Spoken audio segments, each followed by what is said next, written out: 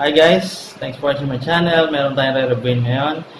Makikita nyo to sa mga malls. Maraming bumibili nito. Mura lang. $7.50 to nung binili ko. Pero nung chinek ko nung isang araw sa SM, $3.50 na lang. So they cut it in half. Tignan natin kung sulit ba to o hindi.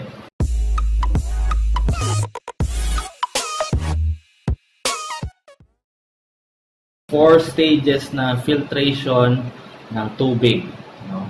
So, binili ko to dahil sa tingin ko worth it siya. Tingnan natin kung worth it nga ba talaga. So, meron siyang base na ganito. Yung pangalawa, yung may gripo, no? So, ipapatong lang natin siya dyan. And then, sa loob, meron siyang ganito. Meron siyang laman ng mga bato. So, sabi nila, it makes it mineral water, no? So, ilalagay lang natin siya sa gitna nito. Before you use this, gawin nyo, magpakulo kayo ng water tapos buhusan nyo muna ng tubig. May mga maalis dyan na mga black na mga dumi, no? Yun yung gawin nyo sa umpisa. Okay. Ito yung susunod natin ilalagay. Yan. Dito natin ilalagay yung meron pang 4 na pang filter dito, no? Yan. 4 yan. May mga bato din siya, kung nakikita nyo. 1, 2, 3, 4. Okay. So, parang 4 stages of filtration, tapos may mineral sa loob. Meron pang isa dito, pang stop ng tubig. Pero, ang nakita ko sa mall, sabi nila, 4 stages lang talaga to. So, naiikot lang siya dito.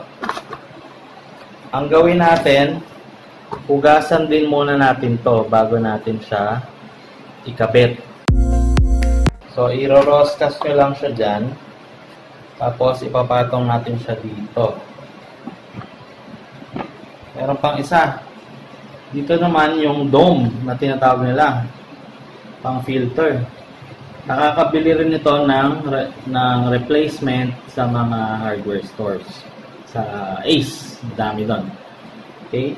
So, ang pagkabit naman ito, pinapatong lang dito. Tapos, nilalak sa ilalim. Yan. Pag maigpit na, papatong na natin siya dito. Yan. Ganyan na itsura niya. Tapos, sa ilalim, yan.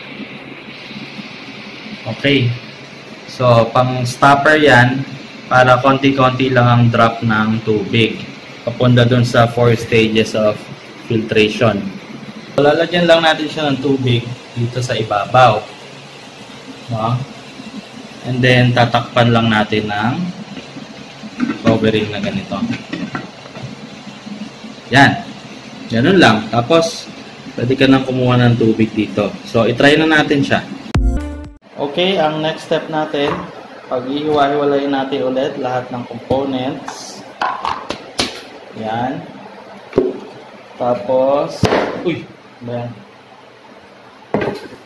Tapos, kukuha tayo ng black bag. Oh, no! Yan. Tapos, lalagay natin lahat ng components dun sa black bag.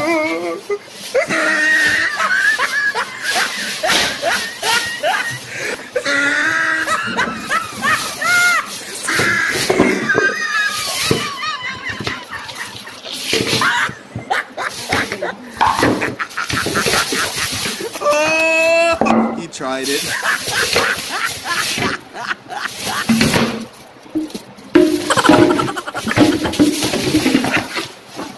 Yan. Okay na. So, ibig sabihin nun, itatapon ko na siya. Kasi hindi ako satisfied dun sa linis niya. Actually, tinanggal ko yung mga cover. May nakita pa rin ako mga dumi-dumi dun sa tubig. So, it's not worth it, at least for me. Kung kayo masaya dito sa ganitong purchase, go lang, no? Pero for me, it's not worth it. Bibili na lang ako nung tig to 25 pesos na yung 5 gallon na tubig na nabibili. Alam ko ano yun eh, 17 stages of filtration. So, parang mas malinis yun. Actually, hindi ko siya tatapon.